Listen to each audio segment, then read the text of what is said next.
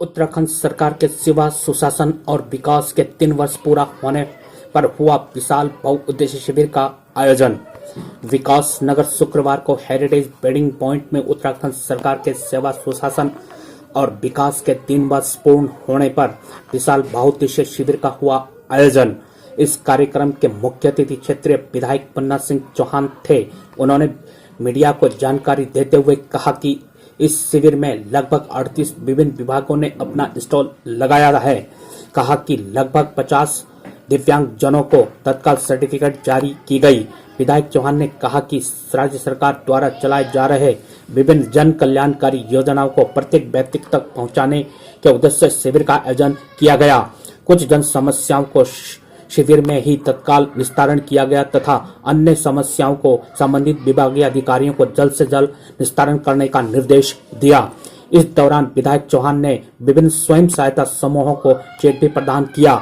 इस मौके पर जिलाध्यक्ष मीता सिंह, उप जिलाधिकारी विकास नगर विनोद कुमार, पुलिस क्षेत्राधिकारी भास्कर लाल साहा, मंडल अध्यक्ष हरबटपुर राहुल शर्मा, मंडल अध्यक्ष विकास नगर शुभम गर्ग, मंडल अध्यक्ष ग्रामीण अनुज गुलेरिया, जिला महामंत्री विनोद कश्यप, जिला मीडिया प्रभारी देवेंद्र चावला, निवर्तमान ब्लॉक अध्यक्ष जसविंदर सिंह बिट्टू, पूर्व जिला पंचायत सदस्य प्रशांत जैन, पूर्व जिला पंचायत सदस्य बलोनी सहित भाजपा के समस्त पदाधिकारी एवं कार्यकर्ता मौजूद रहे।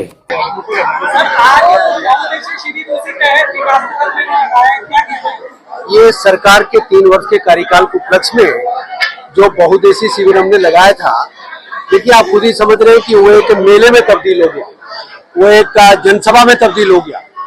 जबकि उसका कारण ये है कि इतने व्यापक पैमाने पर हमने विकास के कार्यों का संचालन किया सरकार ने 3 वर्ष में, और इतनी शानदार उपलब्धियां रही। कई सेक्टर्स में हमने बेंचमार्क सेट किया और आज का जो बहुउद्देशीय शिविर है ये बहुत ही सफल बहुउद्देशीय शिविर साबित हुआ। यहाँ पे लगभग 50 लोगों के विकलांग जनों के सर्टिफिकेट बन गए, तो अभी बहुत सारे लोगों के सर्टिफिकेट्स बन गए, बहुत सारे लोगों के दूसरी जो ग्रीवेंसेज उसका रिड्रेसल हो गया। और आपने देखा होगा वो संभव नहीं था, फिर 2-4 घंटे अभी और बोलता रहेगा तो भी पूरा नहीं हो सकता था।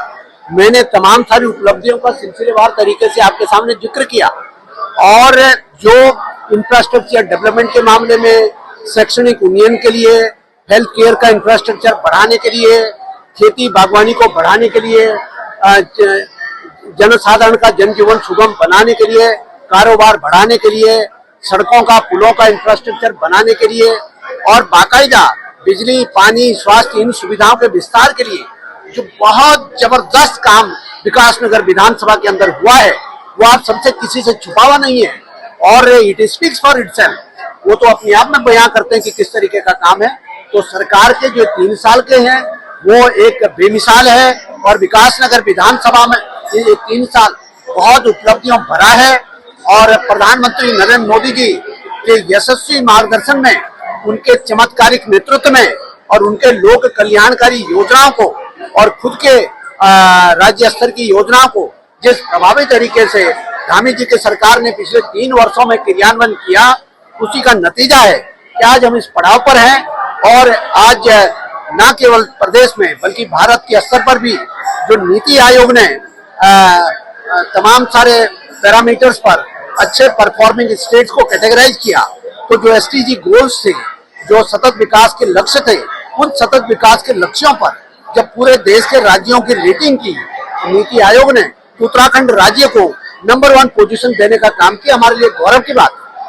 और उसके तमाम सारे कारक है जो आपके सामने मैंने भी बताया, वो पशुपालन के क्षेत्र में हो, कृषि के क्षेत्र में, गन्ना विकास के क्षेत्र में हो, रोड, पुल, सड़कों इत्यादि के इंफ्रास्ट्रक्चर डेवलपमेंट के मामले में हो, कारोबार की तरक्की के मामले में हो, बस अड्डे बनाने के नाम में हो, बिजली पानी की व्यापक सुविधाएं जुटाने के नाम पर हो, या अर्बन डेवलपमेंट के मेगा प्रोजेक्ट, जैसा आपको मालूम है विकास नगर में यूएसडीए का 535 करोड़ रुपए का प्रोजेक्ट चल रहा है।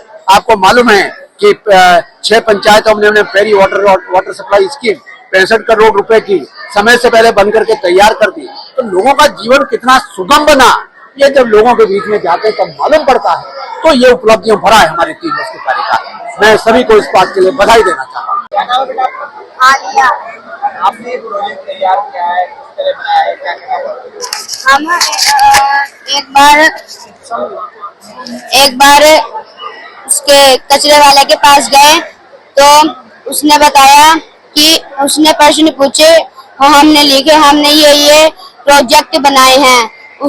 हमने बोला आप ये कचरा गाड़ी में क्यों लेते हो?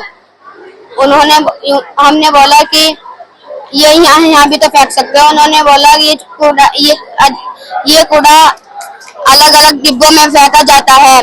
जैसे अजैविक कचरा है, इसमें सूखा कचरा डाला जाता है, जैसे कांच, कपड़ा, कार्डबोर्ड, चिप्स या नमकीन के पैकेट और ये अजैविक कचरा इसमें सूखे डिब्बे में डाला जाता है। और ये जैविक कचरा है, इसमें गीला कचरा डाला जाता है, जैसे रसोई का कचरा या फल के छिलके या बचा हुआ भोजन या सड़े हुए फल या सब्जियां या मच्छी के कांटे, अंडे के छिलके इसमें डाले जाते हैं। और ये बायोमेडिकल डिब्बा है, इसमें सैनिटरी रेजर और स्लाइन की बोतलें, इसमें नाई, ब्लेड, उस तरह और बाल, ये चीज इसमें डालते हैं। बायोमेडिकल वेस्ट डिब्बा कचरा।